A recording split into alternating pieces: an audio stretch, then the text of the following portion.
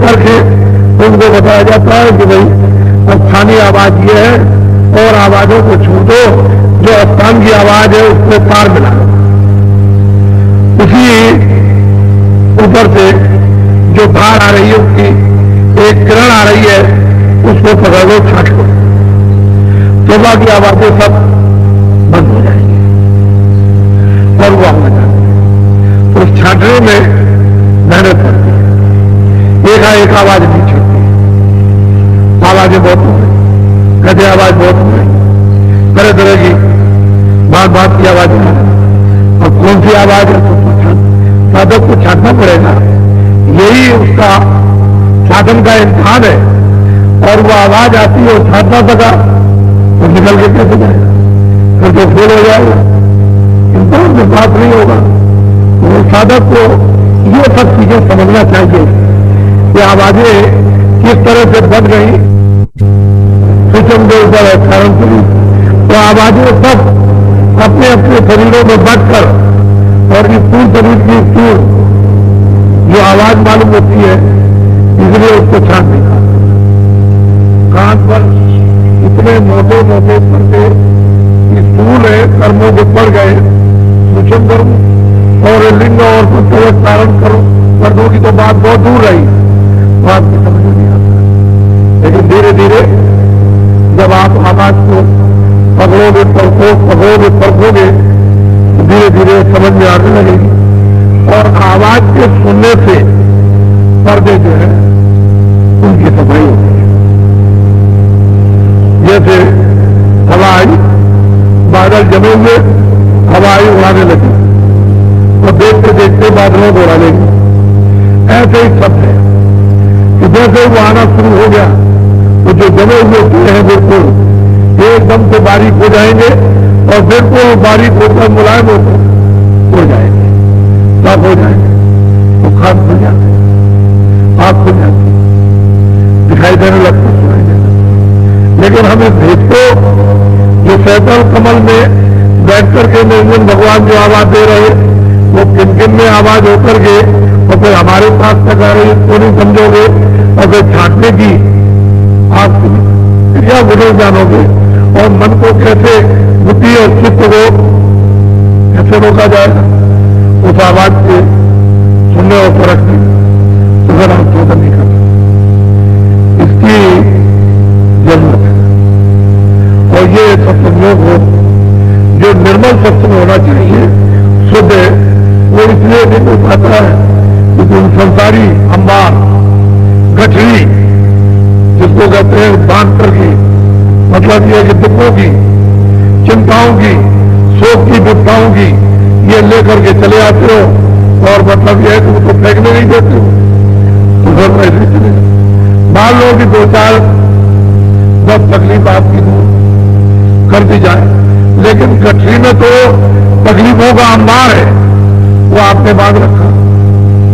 ऐसा कर लेने दो कि गठरी फिर जाए तो कम से कम अंबार तो तकलीफों का खत्म हो जाए, लेकिन वो फेंक नहीं देते।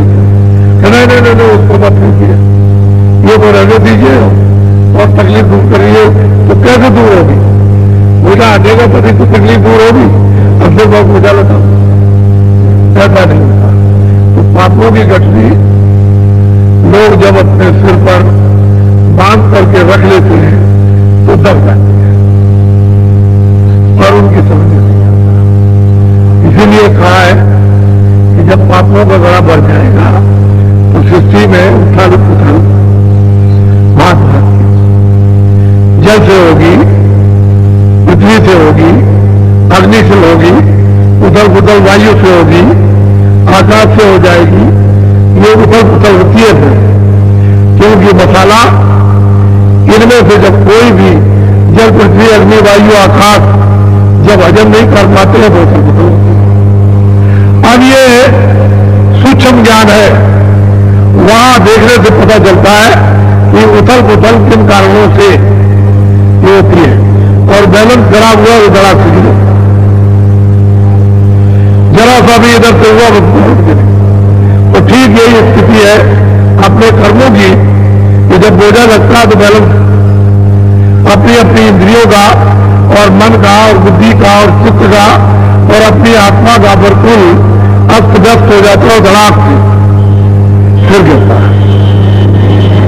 तो ये सूक्ष्म ज्ञान साधना द्वारा ही, यानी नाम की कमाई से ही, सुरभ शब्द योग अभ्यास से ही ये जाना जाता है। दूसरा और कोई रास्ता इसके जानने का ही नहीं। कलयुग में तो बिल्कुल ही कोई और रास्ते को नहीं जान सकता। उसका सबसे कलयुग में सुलभ और सरल और रास्ता जानने का खोल दिया गया, उसी रास्ते से जान सकता है।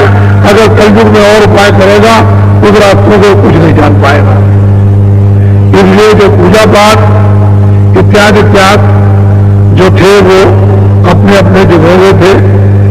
सज्जु का अलग था, त्रेता का अलग था, द्वापर का अलग था और कलयुग का अलग है। कलयुग में वो तीनों युगों के जो भी नियम आचार विचार थे वो खंडित कर दिए।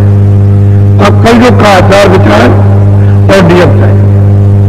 तो आप इसको तो करोगे नहीं, उसको पकड़े रहोगे, वो कुछ होगा नहीं, ये कुछ बनेगा नहीं, तो गड़बड़ हो जाएगा। इसलिए ऊपर से निरंजन भगवान ने अपनी डोरियां उन्होंने नीचे डाला और 1, 2, 100, 1000, लाख, करोड़, अरब, खरब, कितनी अरबों डोरियां जिसका कोई हिसाब किताब नहीं, गिनती नहीं है, इतनी डोरियां उन्होंने फैला रखी, वहां से डाल रखी है शब्दों की। उसी को डोरी कहो, तार कहो, डोरा कह लो, डोरे डाल रखी। और जैसे मशीन जब कलवा बुनती है और ऊपर नीचे डोरे चलते रहते हैं, ऐसे ही मतलब यह है कि खचाखच डोरे चलते रहते हैं। और जब दिव्य नेत्र ज्ञान चक्षु जब खुल जाता है तो ये सब रात दिखाई देता है कि वास्तव में किस तरह से चढ़ाई और कैसे उतार, कौन धारा उतार रही है और कौन खींच रही, ऊपर चढ़ा रही, वहां पता चलता है। और किस किस बात की धारा है,